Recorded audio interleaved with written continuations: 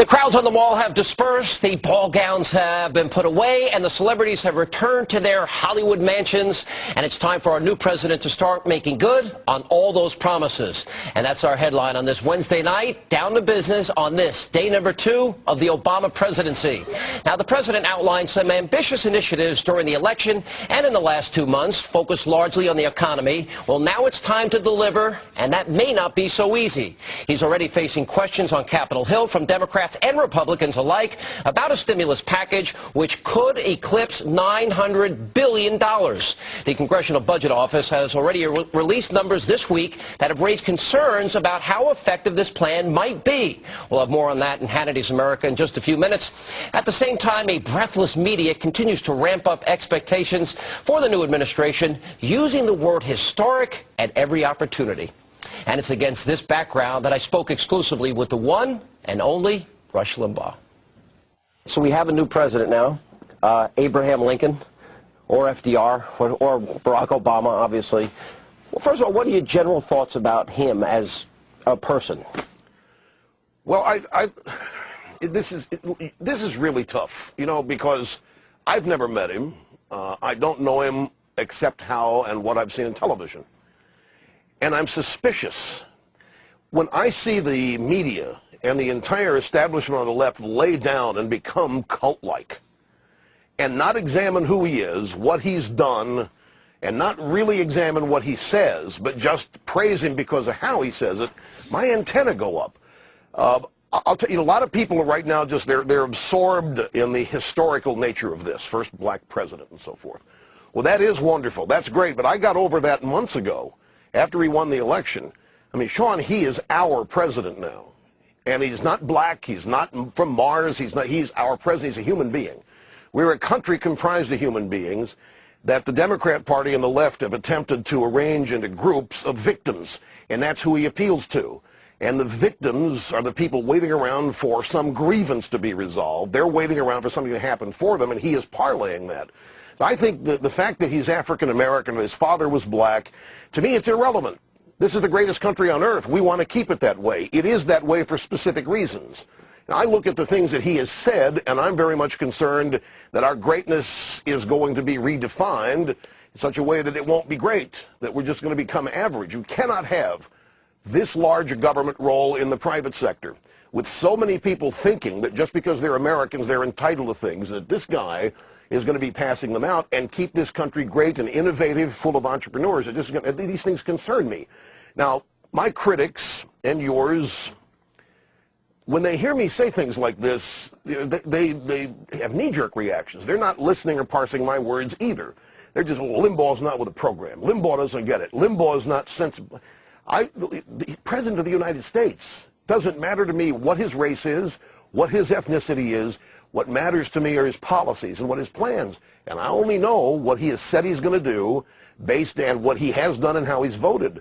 And in terms of what I would use to define the greatness of the country, he's not it.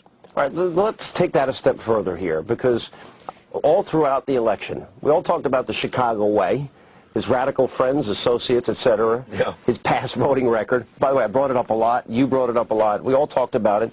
What do you think he really is that? And people either ignored it, people don't care, or is he just somebody who is politically expedient? That's what he had to do in Chicago. We don't know. See, this is the thing. Now, normally we would have, a mainstream media would have vetted this guy, and we would know this. We don't know what he is. That's the whole point. And people don't care what he is. They don't care who he is. They care that he's black. They care that he's historic. They care that they think he's an intellectual because of the way he speaks. It's all about how he speaks. When I look at some of the facial expressions of people when they're watching the guy, it's frightening.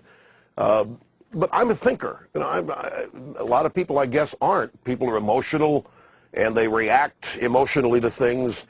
And if he makes them feel good, especially in economic bad times, then that's all they're really going to care about.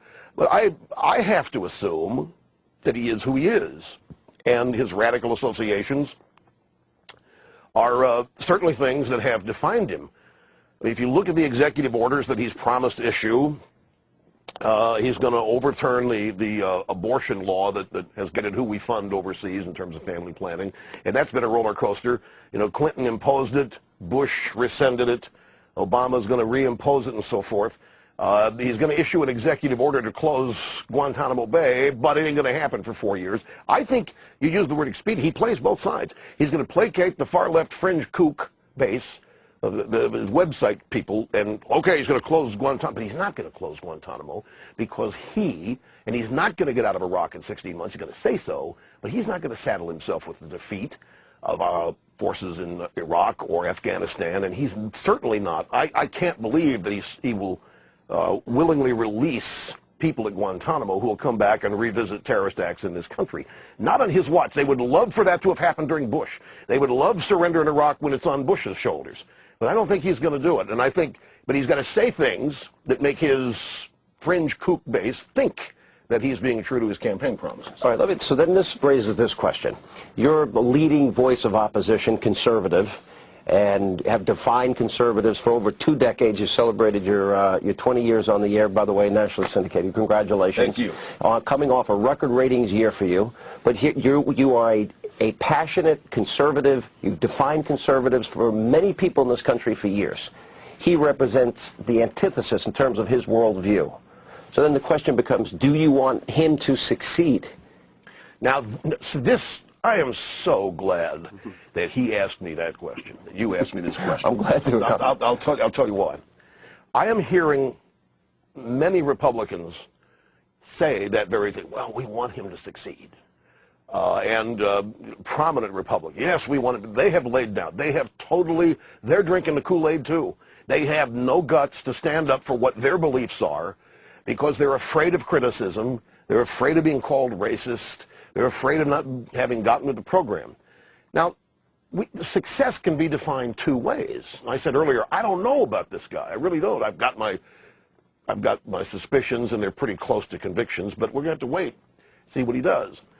Now, if he turns out to be a Reagan, if he adds Reagan to his recipe of FDR and Lincoln, and if he does cut some taxes, if he does not eliminate the Bush tax cuts, I would call that success. So yeah, I would hope he would succeed if he acts like Reagan.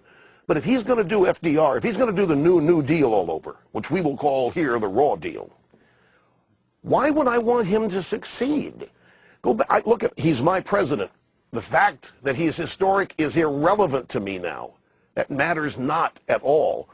If he is going to implement a far-left agenda, look, I think it's already decided, $2 trillion in stimulus, the growth of government. I think the intent here is to create as many dependent Americans as possible, looking to government for their hope and salvation. If he gets nationalized health care, I mean, it's over, Sean. We're never going to roll that back. That's the end of America as we have known it, because that's then going to set the stage for everything being government-owned, operated, or provided. Why would I want that to succeed? I don't believe in that. I know that's not how this country is going to be great in the future. It's not what made this country great. So I shamelessly say no. I want him to fail. If his agenda is a far-left collectivism, some people say socialism, as a conservative, heartfelt, deeply, why would I want socialism to succeed? And coming up...